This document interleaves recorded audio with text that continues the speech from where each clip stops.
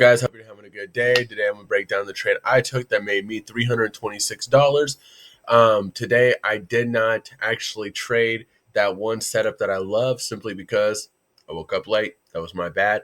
First things first that I do want to start with is the reports that came out today. We had the S&P Global U.S. Service PMI, the non-manufacturing PMI, and then the JOLT that came out at 10 a.m. So I definitely made sure not to have any trades taken at the time. I wasn't holding anything.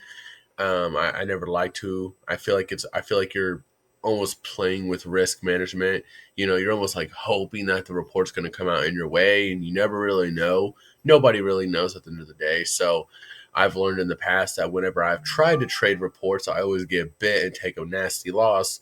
And it's simply because I don't really know which way the report's going. So yeah. So let me show you this trade I took that made me $326.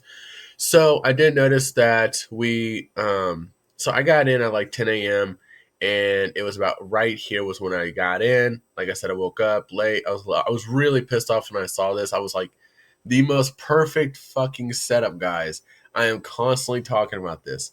A break, a open, a retest of validation, and then once it hit a higher high, that's when I would have went long. And I missed out on it. So I might have to take half a gummy now. But yeah, the trade I actually took was right here, and I went short, and I'm gonna explain why.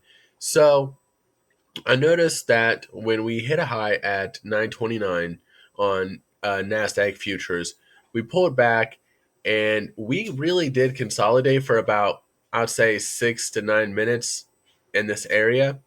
And then we pulled back a little bit, like not even really anything small, but then we consolidated for another 5 minutes. And the whole time, I just kept seeing every single time it would try to move up a little bit, but sellers would just push it down. And I just, I had a feeling there was a pullback coming, but I wanted to wait for confirmation. And one of those things for confirmation, for me at least, wasn't a break below the EMA or the support and resistance. It was actually to see if we were going to get a double top and get rejected. And as you can see, the moment we did attempt to hit a higher high, which we did, we hit 937, we hit a new high. But look what happened the moment it hit 937. Sellers stepped in, pushed it all the way down, and then that's when I went short, and I got out actually right before we broke above the EMA. That's when I was like, I wanted to see if it was going to hold below the EMA, and I was going to hold and let the continuation continue hitting lower lows, lower highs, that kind of stuff. Um, the plan for me to get out though was actually getting out right here. I wanted to see a pullback and bounce off and treat it as a support again. Right here, it validated it as a support. I wanted to see if it would do it a second time. That it didn't until later on, actually right here. But yeah, this short, simple, sweet trade. Not something I really like to trade. Like I said, I don't like to trade that. If we have a breakout, above the resistance, I don't like to really trade once we've made some decent moves. We made a nice strong move up here.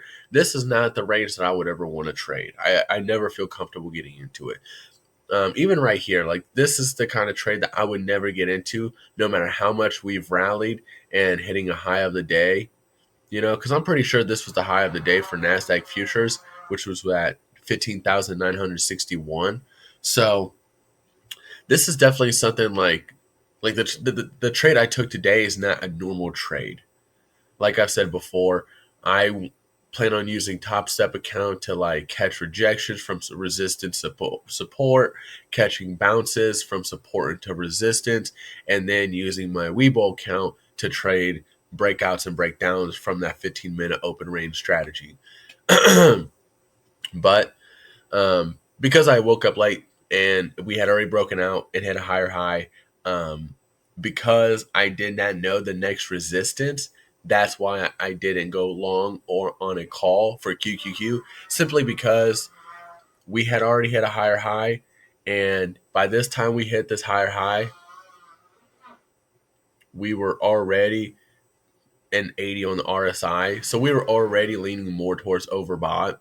So, like I said in the past, guys, I don't like to get into positions when it's too overbought or when I don't know the next resistance or the next support. Sometimes, you know, like that. I think that's the biggest problem with like a lot of new traders is they would have seen this and they would have been like, oh my god, it's going up. I'm gonna go long, and they do, and then look what happens. Pulls all the way back, retest, gets rejected, pulls all the way back.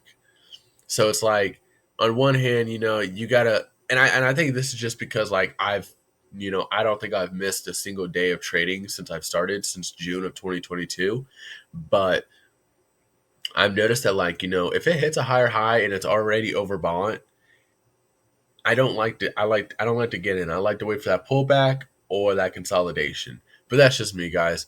If you guys got any questions, please comment below, like and subscribe. I'll see you guys tomorrow. I hope you guys have a good day.